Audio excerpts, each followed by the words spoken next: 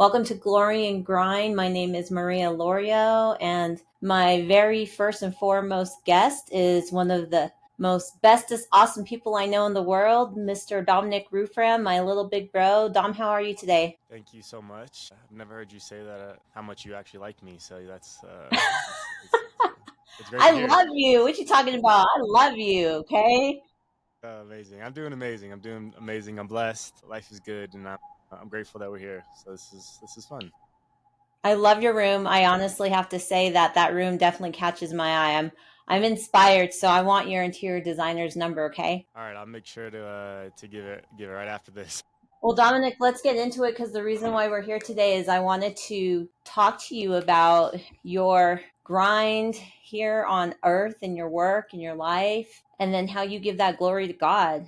And I want to go back as far as you want to go back. So, where do you want to start from your middle age, teenage, your glory days in football, or you just want to stay present? Yeah, I think the only way to really give God the glory in a lot of ways is to go back in time because who you once were to who you are today, if you're truly saved and have a transformation, is really when God really gets the glory because of the person that you were once was of the world, in the world, and then now, God does call us to live in the world but not be of it. And so Right. through that, it comes a lot of molding, fire, burning, touching the stove, transformation to try to, walk in the Holy Spirit and have Him by your side. And so I think it's good to just take it back a little bit farther and then kind of share a little bit about where I'm at today and kind of give Him glory through that, if that sounds good. So I never got to hear your testimony as to like when you really like encountered God. Like at what age, what events took place. Can we talk about that? Yeah, for sure. And it's fascinating because you're my sister. So therefore, like some of the testimony from childhood is different talking and sharing with you because I don't think I've ever really shared with family. I've only No. ever shared Yeah. it with I'm all ears. like friends, colleagues, so on and so forth. So with that being said, we did not actually grow up together, at least in Right. the same household. But for myself, grew up for everybody that's listening from the age of till about 9. We lived in a trailer park. We had food stamps, welfare. Just had a very very impoverished background and Hmm. mindset as well. Just from I would say even call it from a broken home, whether that's the Hmm. relationship that my dad had with my mom and my mom had with my dad and the relationship they had with money and the relationship they had with a lack of God in the home. There Yeah. was no God in the home growing up, period. Now, every once in a while, I think my mom would take me to church like for Christmas or Easter, just kind of some of that. I think there was maybe a short season in like fourth grade where we'd go for like 6 months and then stop. But I didn't grow up. I didn't grow up in the church at all, Hmm. nonetheless, right?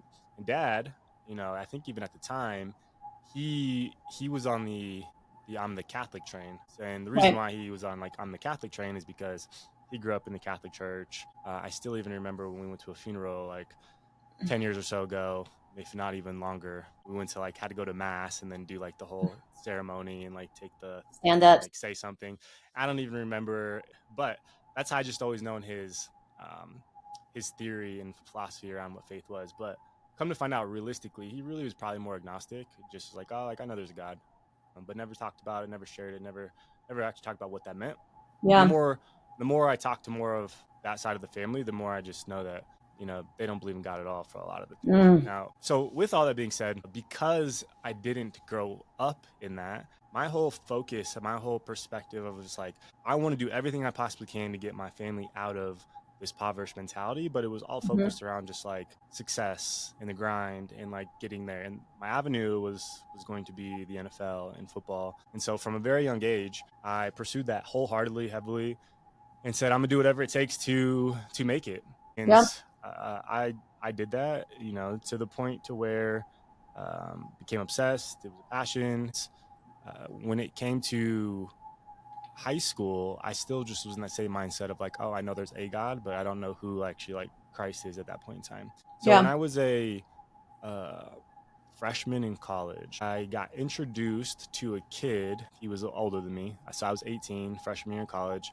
I got introduced to a guy. His name was Luke Anderson. To this day, I still remember what he looks like. He was actually a teammate of mine. He played safety and he had his shirt off, and we were in the fall camp of summer.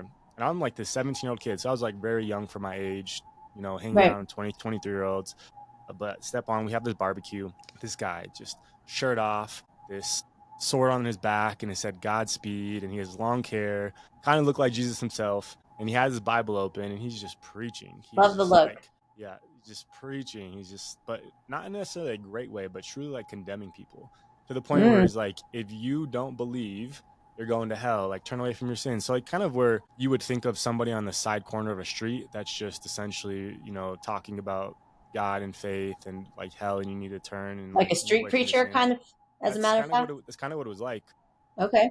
And it didn't get received very well. You could imagine a bunch Right. of 18 to 20-year-old, athletes that Yeah. are playing Division One football. Get out of here. Yeah, kind of actually Okay. just like laughing in some sort of way. And but to me, I was kind of intrigued. I was just like, this guy's bold enough in front of all these people to just speak up and say something, even when everybody is laughing at him or thinking he's crazy.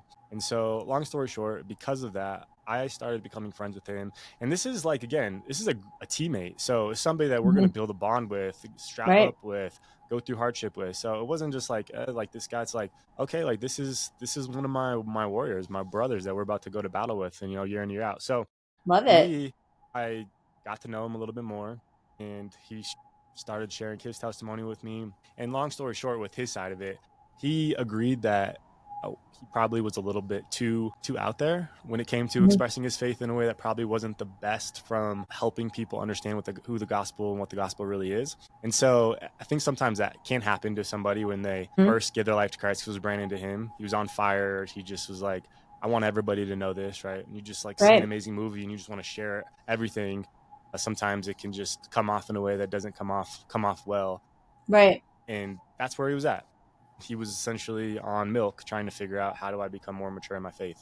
And so, but long story short, I ended up getting plugged into FCA, a Fellowship for Christian Athletes, during that time. I ended up Mm. starting to go to church, started doing a little bit of Bible studies here and there. And like through that time, I got to a place where I got like massively depressed, because on the outside, the world thought I had everything. Mm. Division One scholarship. I was starting as a freshman. It had my dream that I was pursuing. Everything that I essentially was searching for, like the pathway was there in front of me, and Your I life was looked living it. perfect Yeah, exactly. on And the outside. yeah, exactly, on the outside. But on the Mm. inside, I was struggling. And I think I was struggling Oh, for wow. a multitude of reasons. One, for external factors. 17, 18-year-old kid for the first time on my own in Laramie, Wyoming, where there's not that many people. It's cold. I had no car, living in this small box of a dorm room. And Mm. then football was just hard. It's still to this day one of the hardest things I've ever had to go through of just like Division Mhm. One sports was fall camp, and then the pressure of the external factors of family and friends, and also coaches, and the competition. It just became a lot of weight for somebody my age to essentially like deal with and work through. And at the same time, I was in the midst of understanding from the gospel perspective of even what sin was. And for myself, all of that just boiled up and stacked on top of each other, to the point where I was just like, what's the point of even being here? To the point where I just was like thinking about suicide and not really wanting to be here, because it just felt like so much emptiness. And what ended up happening was, one day I was in my dorm room, and I just got to a place where I said, Lord, you know what? I can't do this anymore. Like, I can't live this life. I don't want to pursue the things that I'm pursuing. Whatever it is, take it. And I'm on my knees Wow. and I'm like crying, like tears just coming down my Mm. face, just pouring down. And I just like, Lord, take it. Mm. Whatever you want, I'm yours. And so once I said that prayer and I was by myself, and here's the thing is, I did not actually know that that's kind of the standard prayer that you do. Like when you go to church and everybody's like, hey, if you want to give your life to Christ, like pray this prayer with me. And they like, Yeah. dear Lord, thank you for. And so for me, it just naturally happened where it just came out, and I just was like just pouring out. And, you know, the when God talks about like those who seek shall find, like I was definitely in a Hmm. seeking mode at that point in time. And, God is there waiting for anybody who wants a relationship. Yes. And Yeah. that was a very big sign of like, hey, like I wanted a relationship with him. And so therefore he welcomed me. And from that moment on, it was just crazy, where it was just like instantly this weight lifted off my Release weight off your shoulders, shoulders. release. And it was just crazy. And so then from that moment on, everybody around me, so like friends from high school, relationships at the time, Hmm. everybody was just saying like, you're different, you're different, you're different. And I'm like, I am different. I now have the spirit, because it's the person who I was before in high school, from being like very negative and toxic and Yeah.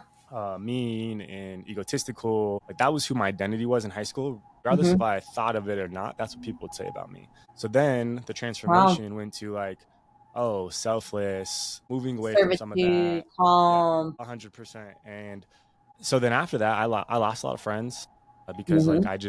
I no longer would hang out with certain people. I no longer would communicate and talk the way that I used to. I would no longer say the things that I'd once say, and I wanted to like pour my spirit in. So that's what ended up happening. And that following year or two was some of the best years of my entire life, because I dedicated everything, and I mean everything, to the Lord. I just 100% of it across the board. Those are the years where I went to Haiti. I traveled around the country and did sports camps for kids, and teaching them about the gospel and pouring into them from a leadership perspective, and shared my testimony, and started Bible studies with the team, and just poured into other people around how they could like learn what the gospel is. And Hmm. that that was just a very pivotal point in my life, to just realize like, wow, like when you truly give your life to Christ and you go all in, you receive many blessings. And blessings don't always have to Yes. come in a money perspective. Blessings can come, sure, they can come financially, but they can come Peace in of mind, wisdom, peace, peace. they can Yeah. come in growth, Serving. they can come in so many ways of just really being fulfilled, and just God just pouring in when you truly give your life and honor him in the things that you do. I And love so, that. yeah, it was amazing. And ironically, for football, that was some of the best years of football I ever had from a performance perspective. Like Mm. that's the first time I got on the watch list for Bolitnikov, which is the best wide receiver in the country, where I was projected to be like a top 10 receiver to come off the draft boards, where now NFL scouts are starting to talk to me. So it Hmm. just became like very evident of like, whoa. And at this time, I did not put two and two together, where I was like, oh, by being faithful in a lot of ways, like God is like showing me what your future could be like and the blessings I could get poured into. So that was just really, as I reflect, as I get older, like those are some of the things that I realized. Long story short, fast forwarding a little bit more, Hmm. I started slowly creeping, I wouldn't say like far away, but like more distant after like the years went on. Mm. And a lot of it had to do, I think, because of the community was no longer there for myself. And so I started getting farther and farther away, no church, no community, no Bible studies. And I started on like, as I was going into the NFL draft, was like, I'm the man. Like that's what I was saying to myself inside, even though outwardly I'm like, Ooh. God, here's the glory, but like my heart was saying otherwise. Like I started enjoying the praise. I started enjoying some of the fame and people talking about how I'm going to make it and do all these things. And like my heart was definitely just not aligned with like what who Christ would want me to be at that time. And so I ended up going to camp with the Atlanta Falcons. It was a lot of fun, a lot of cool people. But during the time I got hurt at camp, and I didn't make it for past the 2015 like practice time camp with Right. them. And so from there, then I started pursuing other football, and which was indoor arena, and eventually I just let it all go. And I realize as I reflect back, I'm like, man, Lord, like I was better than so many people that did make it. Like, and there Hmm. was like seasons where I was like for 3, 4 years where I would just think about it constantly. I was like, I'm watching these people and I'm still better. And I'm like, why did I not make it? And the more I think about it, the more I reflect on it, the Lord was telling me that if I would have allowed you to make it, you would have been in the devil's playground. You would Oh. have been to a place where you would have not wanted to be, and there would have been true death, right? The Lord does talk about how like the wages of sin are death, and like you can really Hmm. start off in a small place of like, it's not that big, but then eventually it becomes very large. The farther and farther away you go, and the deeper and deeper you go in sin. And so that's really what the NFL consists of. It's just like Hmm. everywhere around you is consisting of sin. And I was not the man that would have been able to handle being in the devil's playground for Constantly fighting me. for your salvation, it sounds like. Exactly, 100%. And so the Lord essentially is like, hey, like I'm going to protect you from that. I have bigger and Hmm. better plans for you. It may not seem like it in this point in time. And none of this stuff was like I was learning or going through at the time. Like I understood. And this all came from reflection and wisdom after. And so, Yep. like, it was obviously hard, went through another depressive state. I ended up starting a podcast myself that I haven't done now for like 4 years, if not more. It's called The Game Goes On, where I was interviewing other athletes and interviewing other people on, hey, how did you transition from going from an athlete where you put your identity in sports and athleticism to then going into successful business? The one thing that I learned from that was everybody struggled, everybody had hardships, everybody had a hard time. Hmm. But what I realized is that because everybody has this transitional phase in life, whether you're an athlete, whether you're going from school to school, whether you're a mom and you're an empty nester, whether Yes. you're from jail to out of jail or into jail or military to out of military, did a job for 20, like there's so many transitional things that people do in life that essentially then create like a new identity that you have to find. And I've then coined this thing. I'm going to take it because no one else said it before me. So if there's one line that I'll take to my grave that I say Don Rufin actually came up with was, never put your identity in anything that can be taken away from you.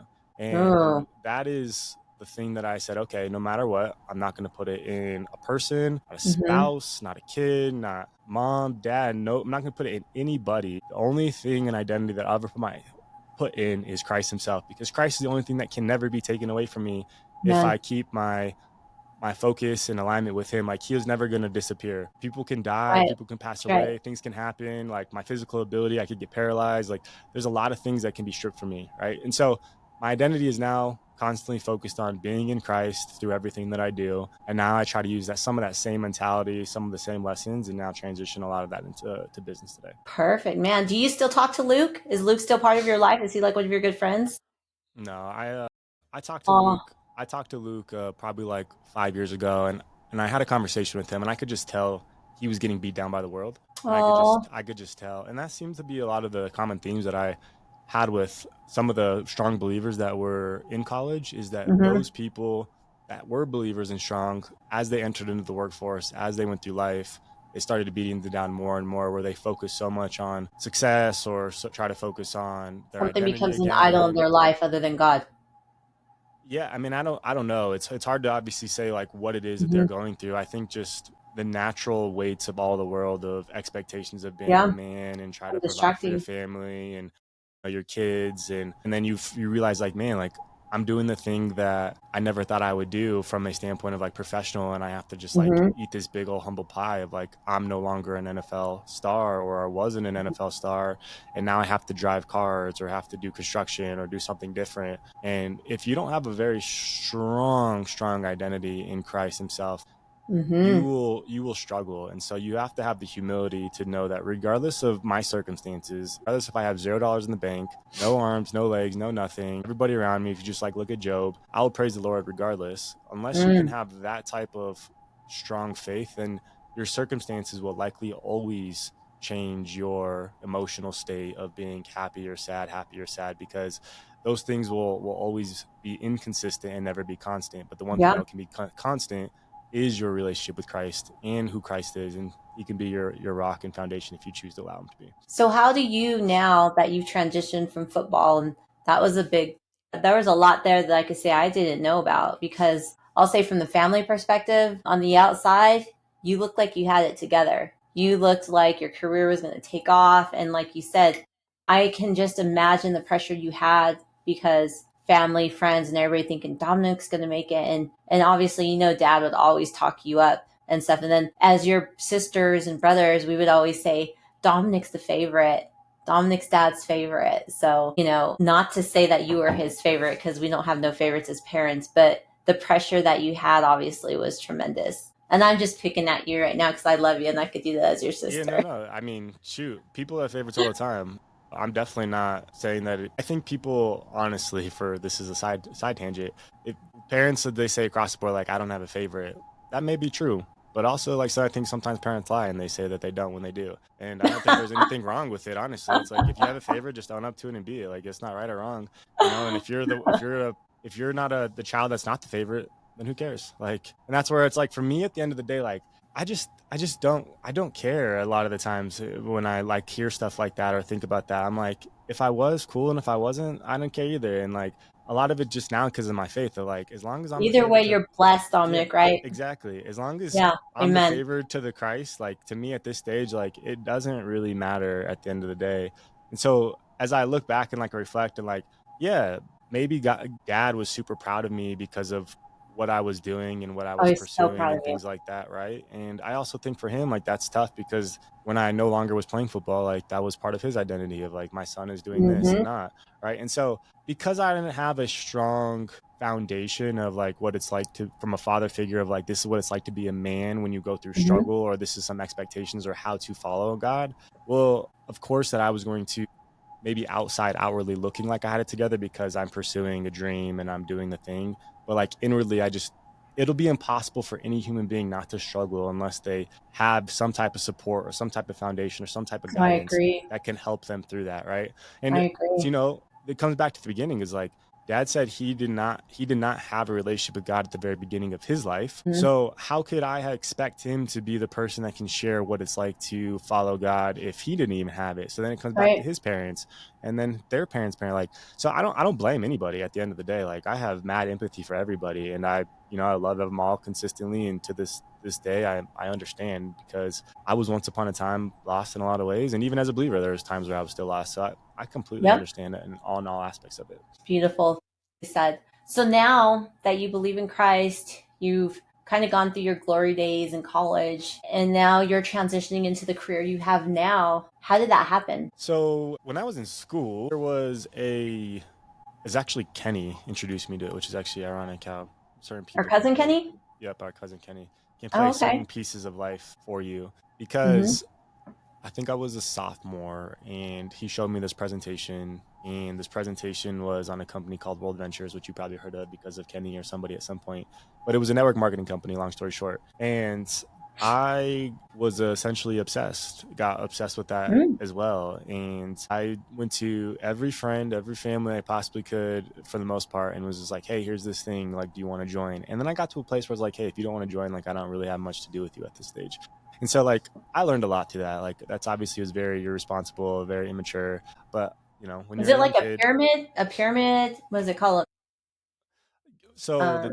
so the technical term is multi-level marketing or network Okay. marketing. From Okay. the average person that clowns on it or talks bad about it, they call it a pyramid scheme. But I'm educated enough to know true pyramid scheme is an exchange of product or service without exchange of money without a product or service, like what Bernie Madoff did, where he would truly just like give the new person money, Mm. like it would just trickle up to the top without like actually exchange of product or service. This is like they're like legit companies, right? Amway, all these companies, like they're legit companies. Mm-hmm. But even in the financial industry that I'm in now, there's a company called World Financial, WFG, PHP. They have their same structure where it is set up like a quote unquote a pyramid where they're called binary legs, where you do have a person that you put underneath you and then you're supposed to mentor them and teach them about business, and then if they write business then you can get overrides from it, so on and so forth. Okay. Problem with that space is that only 1% of people actually make it, but they Mm. share the pipe dream like 99% of people actually make it.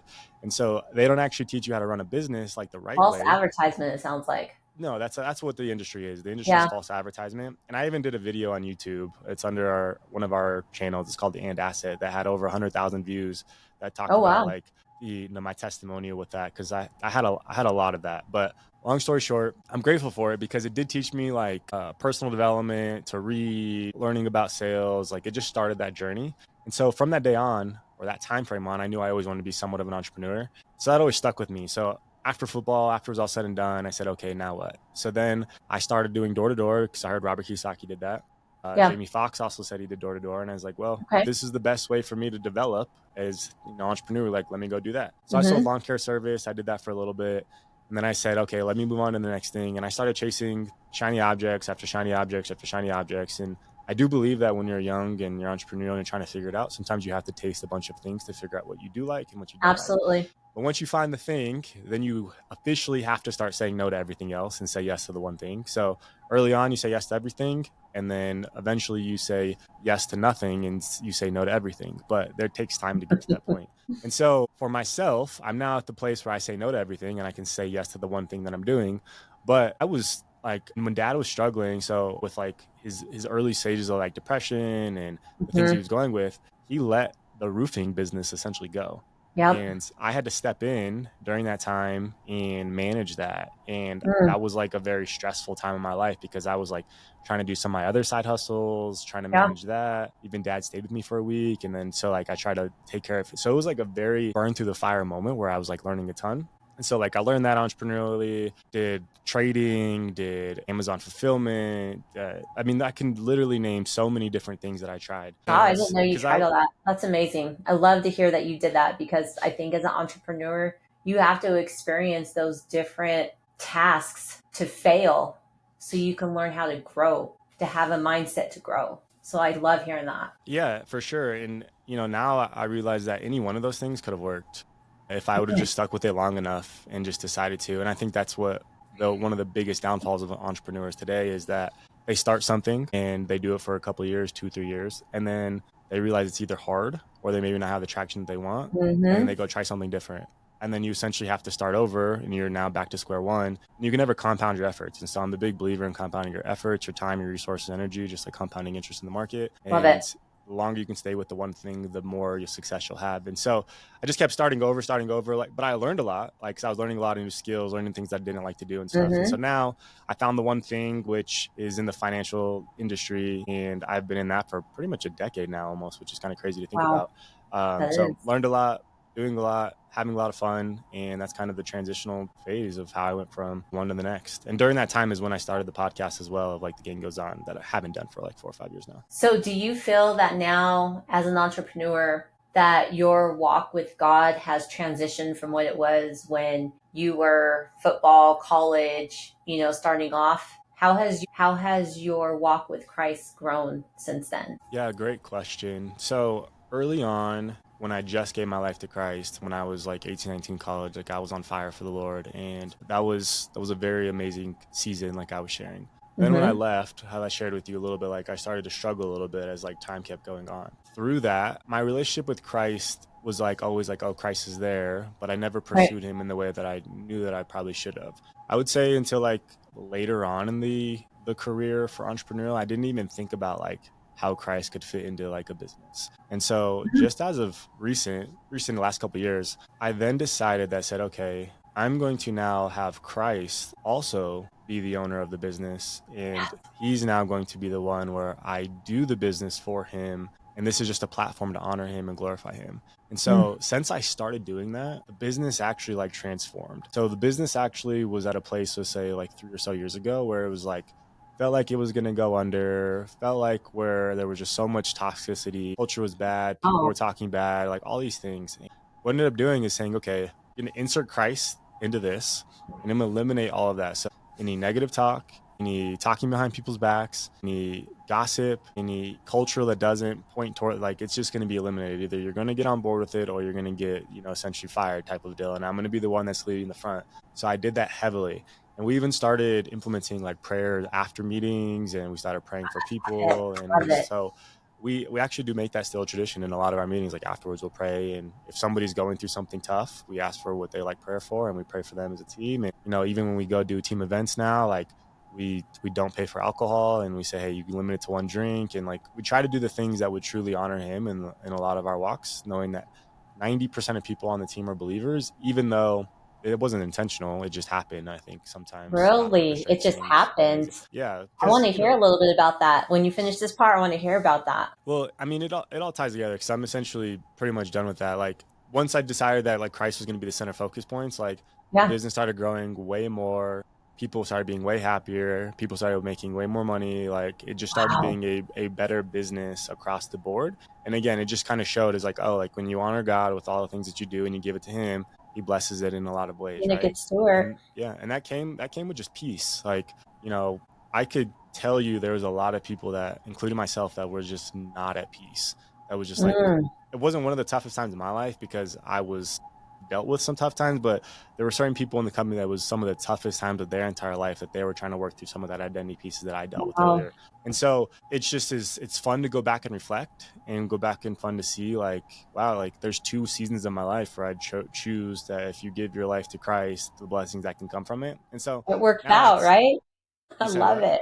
It works out. Oh yeah, yeah, no, it does. And I've realized now that like you really can't see like what God has in store for you if you're not walking within Him and the Holy Spirit. Like you just, it's Speak it, almost preach impossible. it. And so I those are the things that I'm even just like learning today now. So it's, yeah, it's been fun. It's been a lot of fun. It's definitely not easy. The enemy obviously creeps in constantly and is like talks about things in your brain when you're at your weakest points in your mind of like, hey, this or that, and you just like trying to creep back to maybe the old way, and then you have to come back and be like, Yeah. no, like He'll Christ, always be there like trying to do that. always, right? Always. So, it's a cliche saying a lot of the times. It's like, well, the devil doesn't really care about a lot of people that aren't honoring and glorifying God because they're already part of the world. They're already Right. they're already glorifying Him. So he's like, I'm not gonna push their buttons. They're just gonna be, but I'm gonna actually try to hurt and work up people that do have relationship because they're the ones that are glorifying God, and I don't want There's the anybody to ones that glorify Him.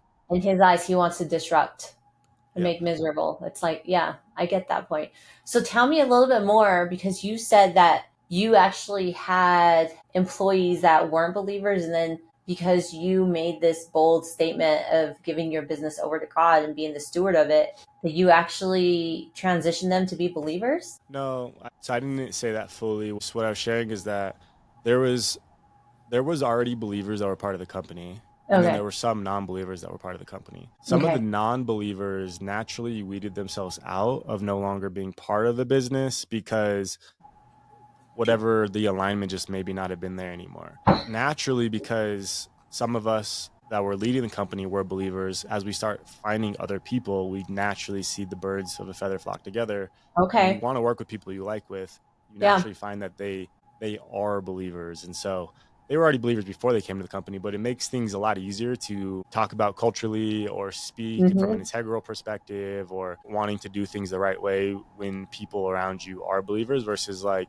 when people are just like, oh, I'm just here for myself, for my family only, and not doing it for Christ. Sometimes the conversations become harder to have because it's harder to Their when heart posture is times, not in the right place. yeah, yeah, exactly. And there's a lot of selfish ambition that comes into it, and there's a lot of harder conversations that never get resolved because of it. Gotcha. So tell me exactly, what is your job? What do you do, Dominic? Yeah, so I am the president of a company called Better Wealth, where I essentially Mhm. run and operate the entire thing, where we help people with their finances. We help them live more intentionally, better be stewards of their life, to wake up and love the life that they have and pursue whatever is important to them.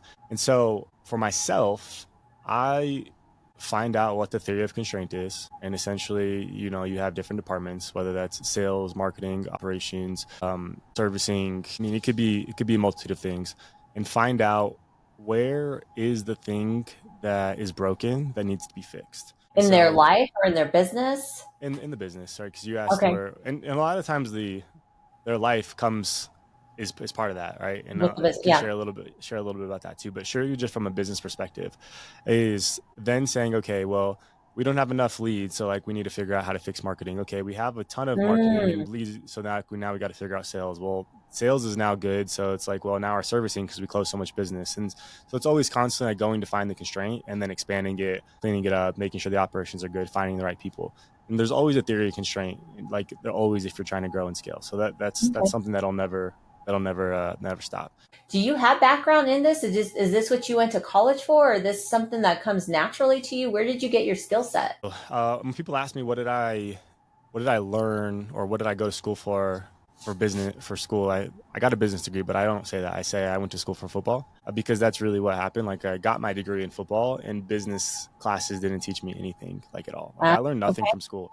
But what ended up happening was when I got plugged into the old World Ventures headspace thing, like I would go to class and I would read these business books, like whether it was Rich Dad Poor Dad, thing, like I would be Mhm. in economics class and I was reading these books. I ended up getting like a 3.5 my freshman year, and then my sophomore year I ended up getting a 1.2. So Oh, you could see that like I stopped yeah. caring because I realized like, oh, the things I'm learning in school aren't going to help me in the real world, and I learned that quickly. So I said I'm stop paying attention, putting my energy there. But they said, hey, if you want to play, you need at least a 2.0. So I said, okay. But they said, hey, if you want to graduate, you need a 2.5. So I ended up graduating with like a 2.6, so I could at least get the degree and just move on with it. But Interesting. uh, what I learned is through that constant trial of error of trying new things and doing just business, like I think constantly you just do, you just Mm-hmm. learn more and more and more and more. And as you fail, you learn more, and as you fail, you learn more, and you just read books and you apply. I think that's the blessing that I had to learn some of this stuff, is that a lot of people just read books and then they get the Mm-hmm. theory of it, but you don't really actually get to experience the true technical skills until you actually do, right? And so you can learn as much as you want reading it, but until you're doing it, it's hard to really learn the skill sets. So Yeah, trial and just it's error. exactly. So it's just been long enough now to like where I've been in this space of just like thinking about business ish for, like I said, almost a decade now at this point in time. And so with that and doing masterminds and, you know, interviewing other people and hearing other people's story and like getting other mentors on like what they're doing well and watching videos now, it's easier to apply. And so I just learn a lot more that way. Now there's two sides of business, right? There's a strategical Mm-hmm. side of business, which a lot of the times comes down to like the sales, the marketing, etc. But then there's the health of the business. Too often people in business, they focus too much on the strategical side where they just think about like sales, marketing, closing, like operational stuff, but they Right. forget about the health of the business. And the health of the Oh, business is good one. honestly the most important piece. And the health of the Absolutely. business consists of culture, the people, how people are feeling, how people show up. And Mm-hmm. though I actually think that that's my superpower. And the reason why that's my superpower is two things: is I learned a lot about leadership and people through football, but Mm-hmm. also I just think of like, well, how would Christ operate? And so when you Ooh, take I love that.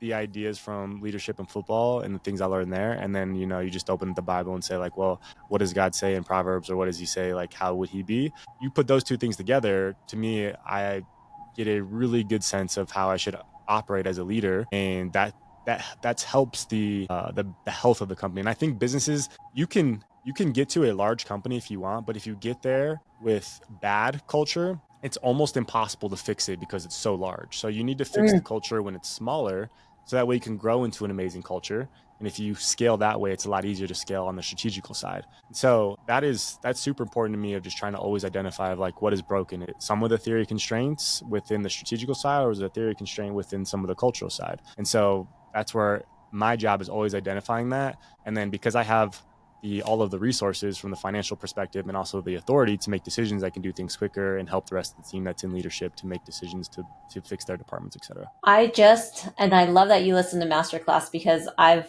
recently become a fan of Masterclasses. And I was listening to one yesterday on mindset and about a growth mindset. And in there, one of the gentlemen was speaking about how the CEO of, I believe it was Microsoft, that one CEO had the company with no growth mindset. And when that CEO exited, the next CEO had to come in and revitalize the culture to put people back into a growth mindset because people were stressed. People were trying to sabotage other people's jobs. They were so stressed when their reviews were coming because it was like, you Mm-hmm. need to do this, this, and this, this. And if you're not meeting these marks, that's it. You're done. Versus the growth mindset, the managers were able to develop their people and not be just fitted to a box. And it really changed the culture of Microsoft because of that. So when you mention the culture, I think it's very important to be able to recognize your culture and be able to have all your people be in a growth mindset. Because if somebody is stagnant, it's really like that one fruit that molds and touches the rest of the fruit. And what happens? Yep. All the Yep. rest of the fruit starts to mold, right? Yep. Yep. So I love And that. yeah, and I would just even say that to getting people to a growth mindset is really hard, even if you just preach, let's have a growth mindset, because people aren't going to follow if they don't have a reason to. So the Mm, quote that is coined, I mean, I don't really know where it came from, but it's the cliche one that people don't care how much you know until they know how much you care, is mhm. a really leaders have to lead by example with, because if they don't realize that you actually care about them as people, if they don't care about them as a person, their personal life, and you just treat them like a dollar or a number, then they're not going to follow. They'll do Yep. just enough to get by, not to get fired, but they're never going to do enough to grow, like you said, have a growth mindset and grow above and beyond. It's like, well, what's the point? And so there's this whole idea between what's called praise and punishment, is when you're in Mm, business, when people like mess up, you can constantly punish people constantly, but their ability to want to do more for you is going to be very limited, because they're just like, well, I'm constantly getting punished. Yeah, I'll work harder. I'll do whatever I can just so I don't get fired. But when you go from a place of praise, what ends up happening is when somebody does something good, then you praise them. And then when somebody does something bad, you talk to them and say, hey, you know, they have like a problem with being late. They're like, oh, like, why are you late? You know, constantly, like, why are you being late? And then you talk to them and then you have them and then like we fix whatever the issue is. Now they're on time. You praise them like, hey, like great job for being on time. Like you actually acknowledge the thing that they're doing really well. And what we Right. have created is created a culture where every Tuesday we have a huddle where all 16 of us get on and we just praise people. It's actually Oh, I love it. it's a praise culture fest. And what ends up happening is we have our core values and we have one person every week share a core value. And then we say, how did this one person that you're thinking of represent the core value that you're sharing? So it's like, oh, like this person served with excellence because they did this. And it just is like, they just go crazy, just pouring into them. And then everybody does like their emojis, like heart, clapping, proud, and just like the Love person it. just feels like glowed up. And then we have a Love it. minute where we talk about our week. And then usually during that time, everybody's talking about like how the rest of the team is an individual has like done something amazing and constant praise. So I think praise is the thing that gets people to light up and gets the thing for people to get excited with also an amazing mission and also showing that you care about people. If you add those things to it, you can get anybody to do anything you want for them and not in a manipulative way because they want to do something for you In a because positive they know way. you care about it. Yeah, in a very Yes. positive way. And so that's how Yes. you build amazing culture. And most people, they focus on like the Steve Jobs culture or like the Elon culture. It's just Right. like, you're going to do what I say and you get things done now or like you're fired. And like, sure, you can build a big business that way, but like you're probably not going to make much impact at the end of the Have day. high overturn. One thing that my husband always says, and obviously you know that we own several businesses, but he says you've got to invest in your people. You have to invest in people. We invest in our kids, we invest in our employees, we invest in our friends and family because people, just like we're here and God allows us to serve him and we serve his people, it kind of ties into that aspect. Mm-hmm. Investing and serving and investing. And what do you get at the end? You get a great positive culture. You get to be a good steward of a company that's actually thriving. People are thriving. You have less stress. People are sleeping. They're more happy at home. So just understanding, being able to understand the concept of investing in people and the cultures of a business is so vital. If people could just walk away with that, that's it. Start there, right? Amen. Amen. I couldn't Love agree it. more. I couldn't agree more. Love it. So Dominic, how do you balance work and life right now? What's advice that you would give anyone out there who is president, CEO? You have two babies, two new babies. We can say they're new because they're still under the age of 5, a wife, and a thriving business. What are your top 3 ways that you balance your work and life? Yeah, I actually hate the coined term of work life balance. I actually think that when people say that I want work life balance, it's an easy way of a cop out saying like I just want a cozy, cushy life. And Mm, it's something that I'm just not a huge fan of. Now the reverse of it, instead of saying work life balance, you call it life work balance. And so okay. essentially like your work essentially gets inserted into your life based off of priorities and based off of current states of life. So, for instance, for me, I'm younger, I have a family, my kids, they need more of my time and energy right now. So, I have to choose that my balance, quote unquote, is going to be more percentage of my time to my kids. Now, there's Mm-hmm. other Of buckets, so that'll be like health and spiritual and community. And I think that the spiritual one should obviously intertwine in all of them because I think God should be the center at all times. But like course. for community, for instance, can be like volunteering or going and spending time with pickleball with your friends or other things like that, right? When you're older, you will probably spend more time in the community bucket. And that is now your life work balance where you're spending more energy there. And so depending on your season in life, it is okay to go all in on something extremely hard and everybody else around you will understand it because you're there for them when they need it in other seasons. And so, for instance, if I need to just spend like 12 hours or like 3 days or go travel for like a week because of work, my wife and my kids understand because I'm very present with them when they need me in other circumstances. They're like, yeah, like you're there for us, you're great. So, versus like, I'm going to spend 50% of my time with work and 50% of my Mm-hmm. time with my family. Like, that doesn't actually ever move the needle forth. A lot of the times, what moves the needle forth is like finding the theory of constraint with whatever it is in your life and going all in that thing for a season. And then you can essentially pull back the reins if you need to for whatever it is. And then you can put more energy to something else. And so it's never going to be a balance. It's always going to be lopsided, but lopsided is okay as long as you're putting the energy to the thing that matters most in that point in time. So, would you say that you put in a full 40 hours currently where you're at in your life into your business, or would you say that now it's kind of fine tuned and you have people, systems, and processes in place where you don't have to dedicate 40 hours to your business every week. My two favorite things in life to do is spend time with my family and Mm-hmm. work. So Mm-hmm. I do those two as much as I humanly possibly can to where it doesn't ruin one or the other. So Mm. if I'm spending too much time with my family, work will suffer and I just will actually not be as happy because I love working so much.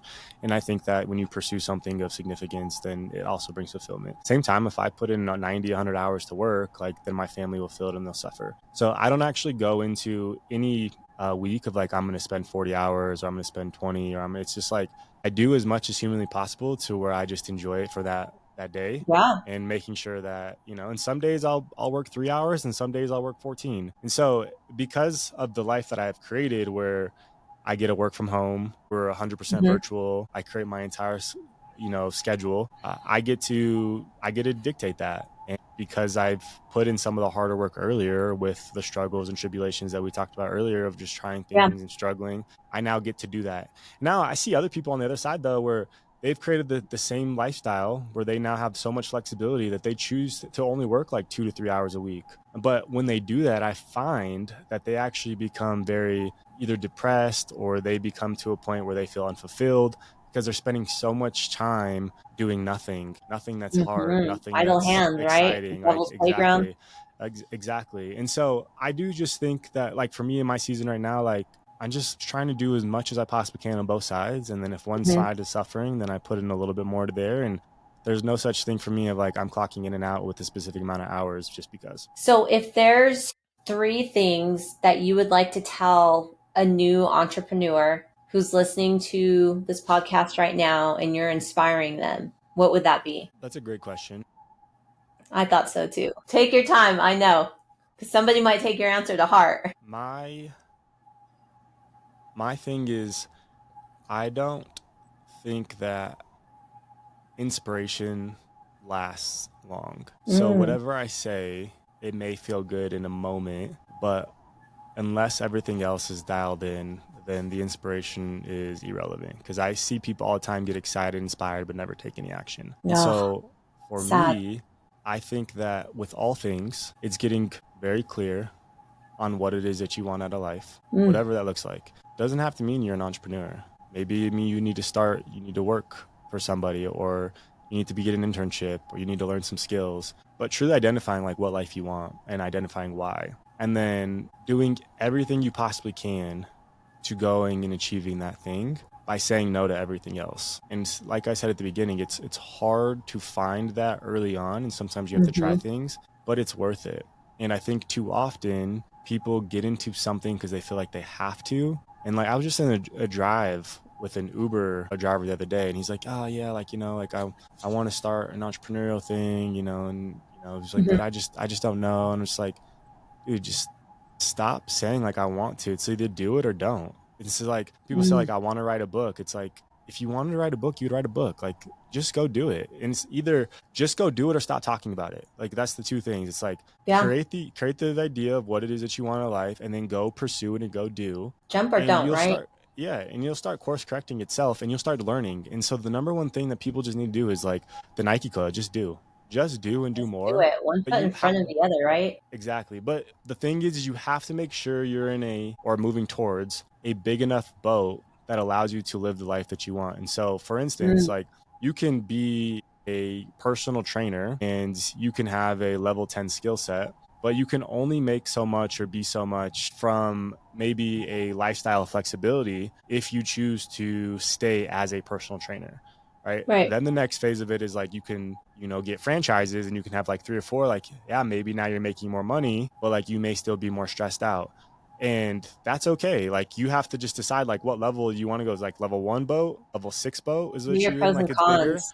right? Or level 10 boat is you teach people just how to do it. And you get to teach people from anywhere in the world how to do it. And you charge them 30 grand to do it. And then they pay you a monthly subscription to keep their resources, but you have a team that's doing it. And now you can do that all over the country.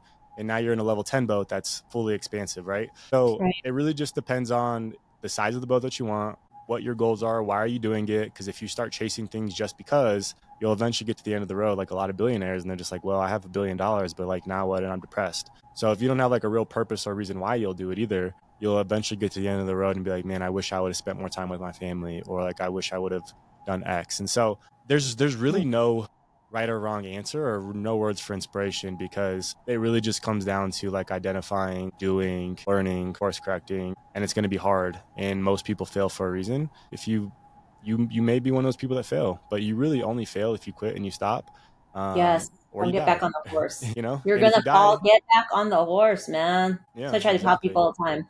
Yeah, exactly. So that's what I'd say is I didn't try to I don't want to try to inspire too much. Try to just give a realist and just be real with people, Yeah. because it's not an easy Love it. pathway to get to the road that you want to, but it's worth it if you keep pursuing it. Who are they and why? Who are the three people right now that inspire you in your life and why? So I'll save the best for last. And the first one I will say is a person that I just recently met, and his name is John Maxwell. And the reason why John Maxwell is because I spent a week with him in Guatemala, and Mm-hmm. I got to see what it truly was like for an older individual that was living a life that I truly could see myself being proud of when I was his age. Love And he's in that. like his older than 70, etc. And to that day, like I don't think I ever met anybody where I was like, yeah, that's the life that I'd be proud of at the end of it. Because he was Wow. impacting millions of people in regards to giving their life to Christ and going overseas and doing so, and having programs to do that, and just interacting with tons of entrepreneurs and pouring into them, and to write 90 plus business books, and had so much wisdom and had a great family life. And like, it was just like, he was doing all the right things and has been blessed over the Right many on, years. man. And so that's the first person. Second person that I would say that gives me inspiration. And then this is a very tough question, because there are not a ton of people, honestly, that give me inspiration. The second person is definitely my wife. And the reason is because she is the person in my life that has given me truly the most grace, and has given me the most forgiveness, and has supported me even when I don't deserve it. And that alone of honoring Christ and giving grace and forgiveness really is the epitome of transforming hearts. And it helped Yeah. transform mine in a lot of ways. And she may or may not know that or believe it, but Oh, I'm I gonna know make sure she knows that. there's going to be a massive testimony one day in the future, 10, 15 years from now, Oh, I love it. that will constantly keep being shared, that she'll get all the praise for, that God will all get all the glory for, I because love it. she's just amazing in a lot of that way. So I I would say, love yeah, it. there's one person that's given me tons of grace, that's allowed my heart to be transformed, and then another person that I see what a life like that would look like, that I could get behind and be proud of. So yeah, besides that, Wonderful. believe it or not, it's been fun to see your life actually be changed and transformed over the years, just Mm-hmm. because like I know, who your Mm-hmm. parents are, the life that you were Mm-hmm. once in, and to see your life and your family and the foundations that you've built, and see your kids. It's fun to see, and I actually say this all the time to people. I'm like, man, the only person in my family right now that I like can vibe with from a standpoint of that's pursuing some of the same things that I am on a consistent basis is my sister. Love it. I don't really want to spend much time with people in the family consistently. I love them to death, but just consistently, because the values, the systems, the beliefs we're trying to build is just so far fetched, and it's hard to relate. But you're the only person that I Yeah. can actually be like, yeah, like, she's the one person that I don't know how she ended up getting here fully, but it's been fun to see and be like, yeah, like, I'll definitely like have to give my this is great. testimony one So day. yeah, And I for sure. honestly, Dominic, I give all that glory to God. I'm going to say that right now here on camera in front of everybody. I give all that glory to God. I would not be where I'm at. My kids, my husband, me, we've definitely had our ups and downs too. But without God being the head of our house, there's no way any of this could happen where we're at and what we're doing in Amen. life. So I give all that to him. But well, man, it was great talking to you. You said so many good things that I think people can glean off of. It was a pleasure hearing your story. There was things I learned about you that I didn't even know, that I'm just like, Amazing. wow. Your testimony and your story, they all marry together very well. So I thank you so much for your time. You tell Jamie and the kids hello, and I love them, and I love hearing that Jamie is one of your inspirations. That's a great testimony and then in itself right there. Love it. Amazing. Well, thanks for having me. I appreciate it. I'm glad I could be your first. I know there's many more to come, and there's going to be Yes. a lot of many other amazing people that you're going to have that are going to have a lot of amazing testimonies. And so I'm glad I can be the start of something special. Thank you so much.